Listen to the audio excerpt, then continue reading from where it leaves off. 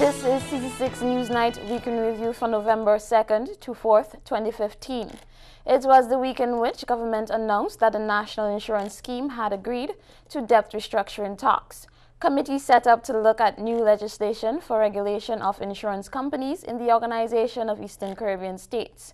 And the CARICOM Committee to review operations of the West Indies Cricket Board officially released its findings and recommendations.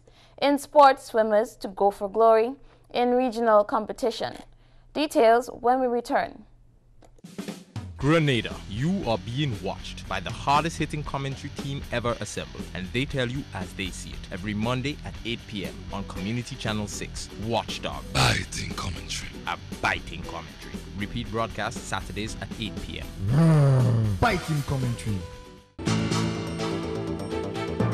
We interrupt this program to bring you breaking news of national importance. St. Louis Metal, your favorite supplier of doors and windows, now have the curtain wall system, the latest in building fronts and facades. These systems are designed to resist air and water infiltration for cost-effective cooling and lighting in buildings. Also, new PVC windows meeting all test requirements as recommended by the ISO. For more information, call 439-6538. St. Louis Metal.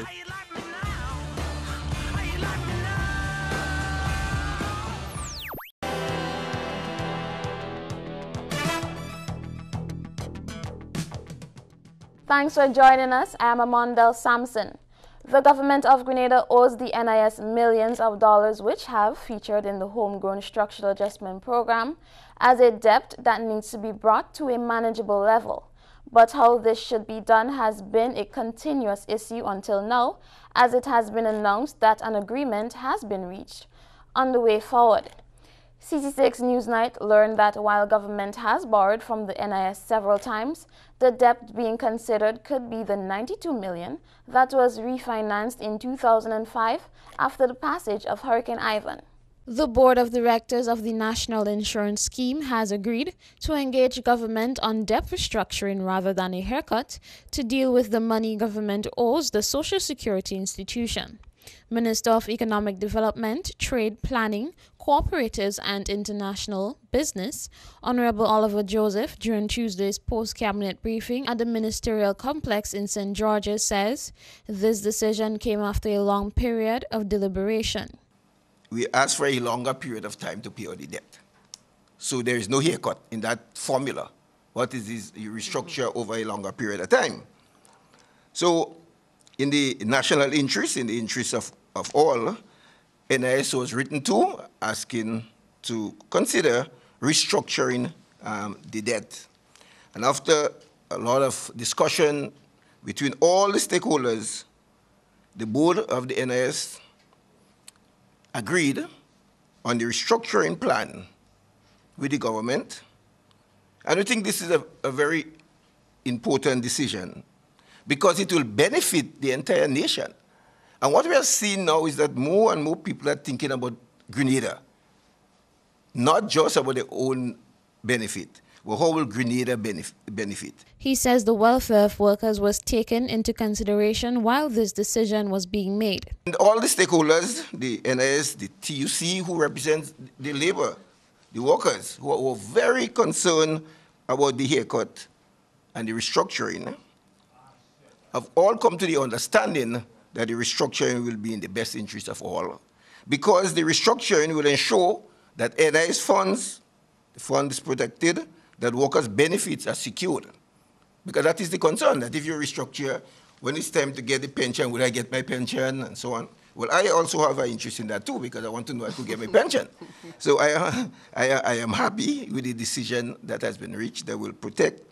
And if you look at the actual report and the recommendation that have been made there, we have to look at the NIS in a very serious way and ensuring the protection of workers' benefit. The minister says debt restructuring will be very beneficial to government because with less debt to pay, there will be money to engage people in programs. So we are very happy at the settlement reached with the NIS for the debt restructuring that will ensure that all the workers' interests and benefits are properly secured. You recall that we announced earlier that we have reached agreement with the bondholders for a 50% haircut, which amounted to about $400 million. So if we're asking our external debtors for a haircut and to restructure the debt, they will want to see what we are doing locally as well. He also said that with this new arrangement, the government will be able to meet its obligations under the Homegrown Structural Adjustment Program. Amandel Sampson, CC6 Newsnight. The National Democratic Congress is telling the Board of Directors of the National Insurance Scheme to be careful when lending workers money to government. Political leader of the National Democratic Congress, Senator Nazim Burke, says the National Insurance Scheme should not play with the money which belongs to the workers of Grenada. This reaction came following the announcement by the Minister of Economic Development, Trade, Planning, Cooperatives and International Business, Honorable Oliver Joseph, at Tuesday's post-cabinet media conference, where he made the announcement that government and the NIS has agreed to embark on debt restructuring. Senator Burke, who was addressing a media conference hosted by his party on Wednesday, says the NDC will hold the government accountable as it relates to executing this new arrangement with the NIS. We had been assured last Friday that by Senator Steele, leader of government business in the Senate, that whatever happens with the debt restructuring, Grenadian contributors to the fund and Grenadian beneficiaries will not be affected in any way. So that is the standard that we will go by, and that is the standard to which we will hold the government. Because it is not for the government to decide to hold a razor blade at the neck of the NIS to extract any kind of haircut or any kind of cut for that matter. And we've made it absolutely clear that we in the National Democratic Congress will not sit by and watch that happen. He says the NIS cannot do anything with the contributions of the people of Grenada without their consent. These funds are the people's funds, and the National Insurance Scheme, we must understand very clearly, is holding these monies in trust for the contributors. The contributors are the beneficiaries of the fund. The NIS is simply managing the fund, and they have no right to take those monies and do anything with it unless the members of the fund, the contributors of the fund, have given their approval, because we cannot envision a situation where this property of the people is taken away from them, violating their constitutional property rights without their knowledge, without their participation, and as a well-kept secret. The senator says government has not been meeting its obligations to the NIS. The government has already not been servicing, not been making its contributions to the fund as it ought to be doing on a monthly basis. The government's wage bill at the moment is in the neighborhood of $29 million a month. The government is required to pay 9% of that money, more or less, into the fund as contributions. 4% representing deductions from workers' paychecks, from public workers' paychecks, and 5% representing the government's contributions into the fund to match the contribution by the public workers.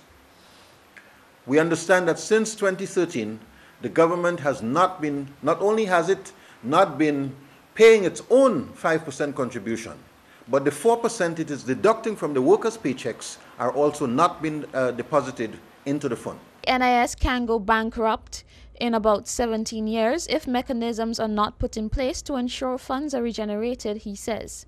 As we understand it, the fund is now in reserve, meaning that they are using the reserve funds to pay pensions and to do other things. That actuarial study, if I remember correctly, suggested that if nothing is done to change the structure of the payments and to change the retirement age, then as early as 2032, which is only about 17 years from now, the fund itself can go bust. And if that were to happen, then all of the people who have been contributing to the fund and depending on the fund to get a pension will have nothing to get. This is a very dangerous situation. Amandel Sampson, CC6 Newsnight. When we return, restructuring of debt, an indication of Grenada's debt crisis, says Labour Senator. Breeze removes stains in the first wash. The other detergents, not always. You have to wash it all again and use twice the amount. So, which one costs more? Do the math. Choose Breeze. Unbeatable stain removal. Add the best phone service to the fastest broadband in Grenada and you get Flow, Surf and Chat. With 10 megabytes per second, you can surf the web, download a lot faster, and keep up with your friends on Facebook. Plus, get a landline with no strings attached.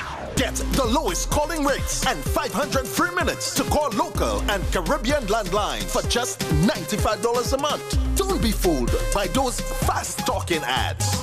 Get Flow, Surf and Chat, and turn up your home entertainment. Nobody beats Flow for your home. Sign up and save today. Flow.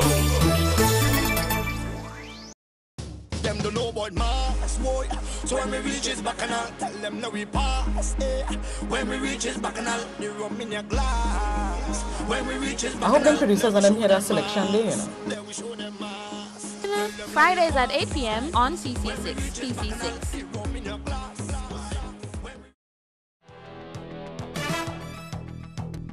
Welcome back. The Ministry of Finance is reporting that it has received overwhelming support from Grenada's creditors towards the exchange offer of new bonds that will now be due in 2030. A news release from the ministry on Thursday says the holders of 94% of the country's US dollar bonds due 2025 and 100% of EC dollar bonds due 2025 have agreed to provide extensive debt relief to Grenada by tendering their bonds in exchange for new Grenada US dollar and EC dollar bonds due 2030. It further indicated that holders of not less than 75% of the US dollar bonds due 2025 have already provided instructions to the trustee for the entirety of the US dollar bonds due 2025 to be tendered in exchange for 2030 bonds in accordance with the terms of Grenada's offer. The ministry says this latest accomplishment means that all bonds outstanding on the closing date will be exchanged for 2030 bonds.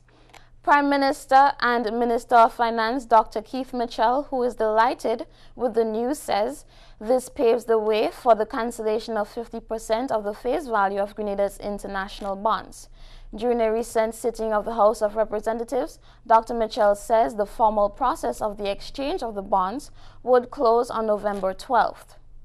The total debt, Mr. Speaker, to be restructured is approximately $666.3 million, comprising of a US dollar bond amount of US 183,684,000 US dollars, and also an EC amount of $170,310,000.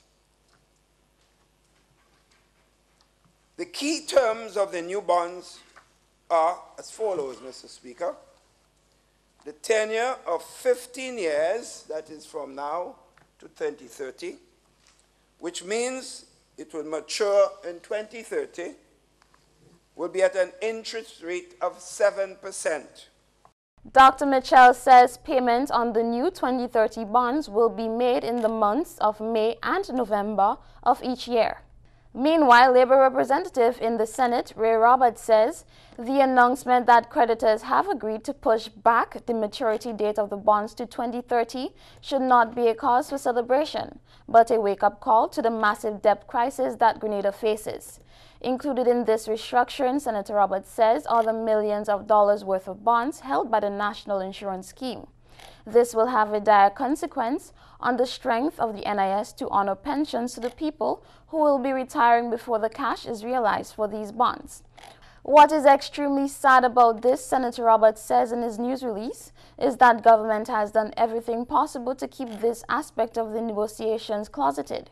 Even as a member of the upper house of parliament, he says he is unable to give anyone a proper answer to these questions, And he's again calling on the Minister of Finance to not just boast about the agreement with the creditors and praise the agreement as a public good for the people, but also to let the workers retiring 5, 10, 20, and 30 years' time the likely impact the new arrangement will have on their future. Stronger measures are being put in place to better regulate the insurance industry in the Eastern Caribbean, and the necessary legislation to protect consumers on the region is soon to become a reality.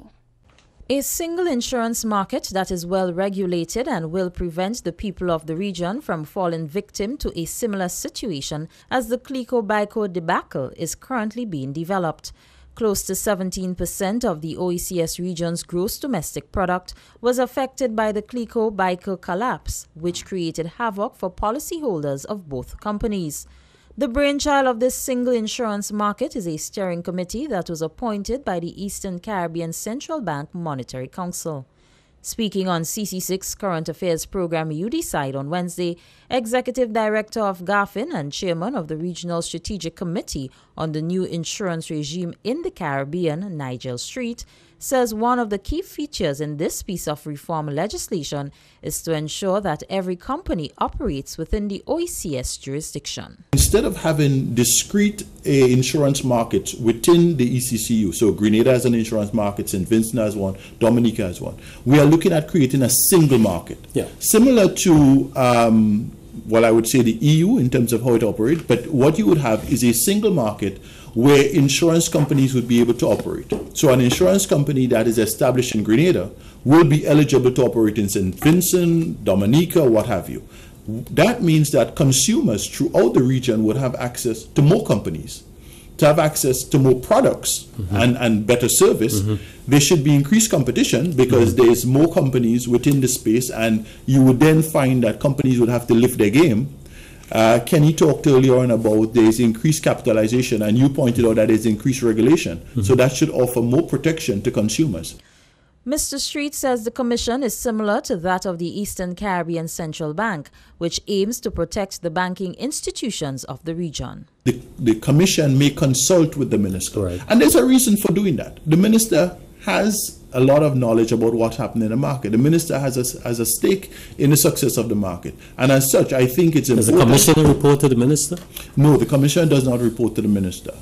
And the commission agreement is still in draft form. But the proposal in the commission agreement is that the commission reports to a board of directors. The board of directors report to the monetary council.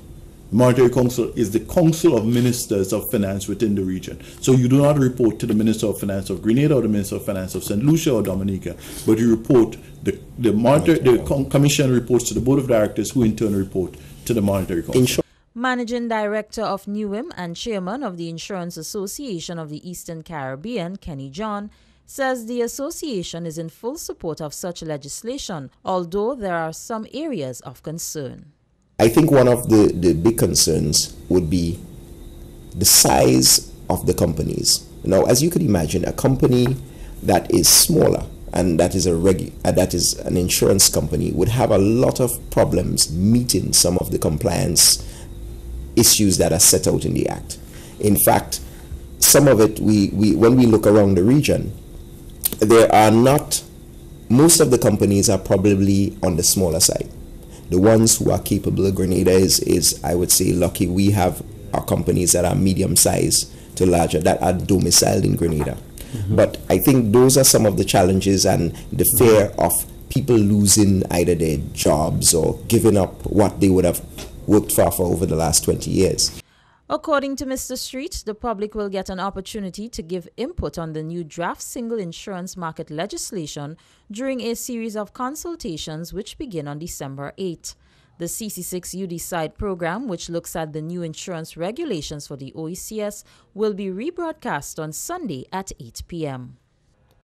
Coming up in sports, full sponsorship at last for secondary schools basketball. Join us on Wednesdays at 7:30 p.m. for your weekly health program, Health Watch, where we speak with doctors, nutritionists, and other health professionals on various health issues. Health Watch, Wednesdays at 7:30 p.m. with a repeat broadcast on Sundays at 7 p.m.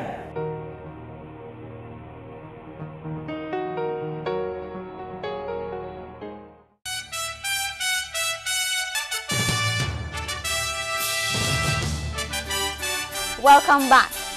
An independent review committee set up by CARICOM heads in April has presented its recommendations to save the West Indies cricket. The journey to save West Indies cricket has begun as recommendations have been presented to CARICOM heads by the Interim Review Committee chaired by Professor Eudine Barito, principal of the UWI Kville campus. The recommendations presented to the heads over a week ago were officially made public via a media conference in Grenada on Wednesday. The big question is what deadlines will be set for implementation by the WICB, and will the heads ensure that these deadlines are met? Grenada's Prime Minister, Dr. the Right Honourable Keith Mitchell, is a member of the CARICOM Cricket Governance Subcommittee. The leadership of the region will, in fact, have great difficulty if it does not see this through in a united way, because that is their ball. This initiative came from them, from us, and therefore we can't drop this ball.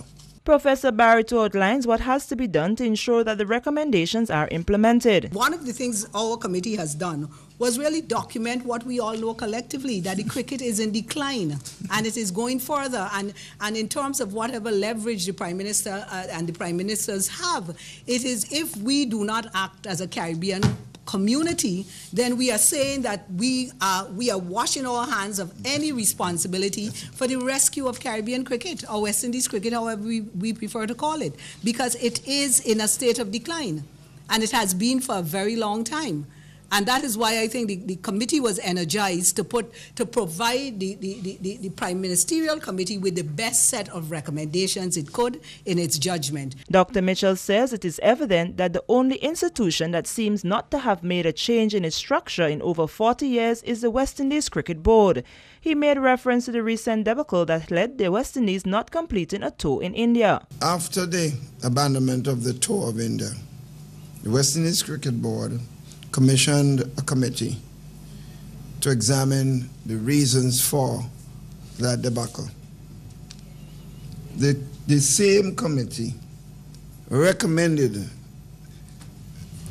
that and blamed three major parties: the West Indies Cricket Board, WIPA, and the players. Right? You ask yourselves, what has happened? Has anyone or all of them been disciplined or made to answer to their part in the arrangement? And what happened? All right. 34 swimmers left the island on Wednesday to participate in the 25th OACS Swim Championships in Antigua.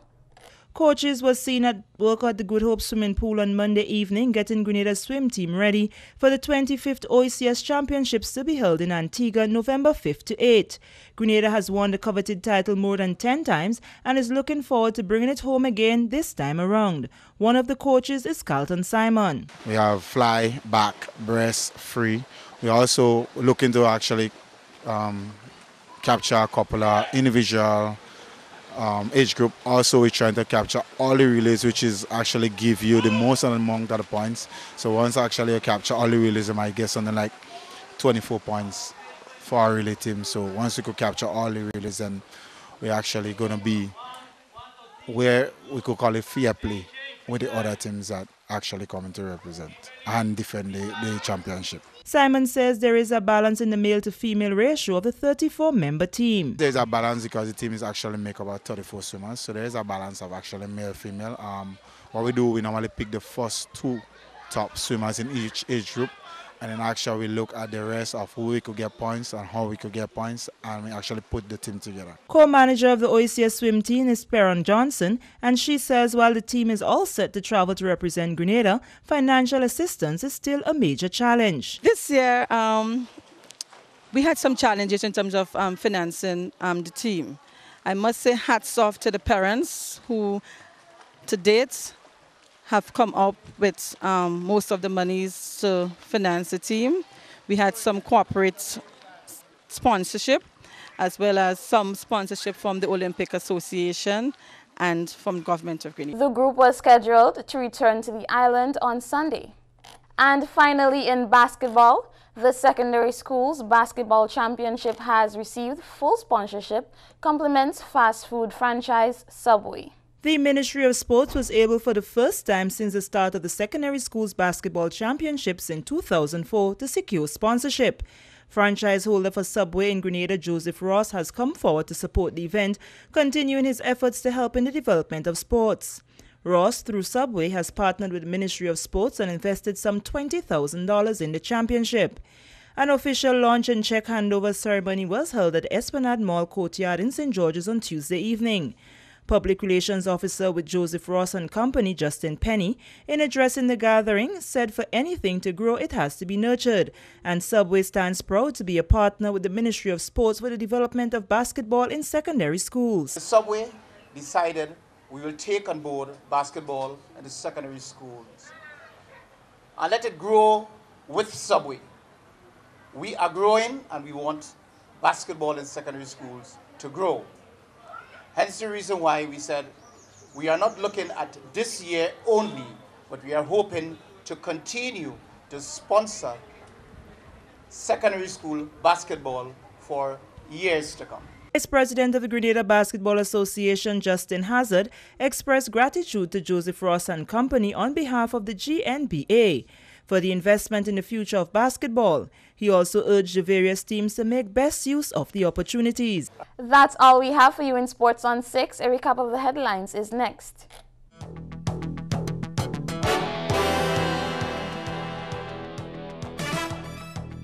Now recapping the headlines. It was the week in which government announced that the National Insurance Scheme had agreed to debt restructuring talks. Committee set up to look at new legislation for regulation of insurance companies in the Organization of Eastern Caribbean States. And the CARICOM Committee, set up to review operations of West Indies Cricket Board, officially released its findings and recommendations. In sports, swimmers go for glory in regional competition. That brings us to the end of CC6 Newsnight Week in Review for November 2nd to 4th, 2015. Top stories from CC6 Newsnight can also be seen on our CC6 Facebook page. On behalf of the news team, I'm Amandel Sampson, thanking you for joining us.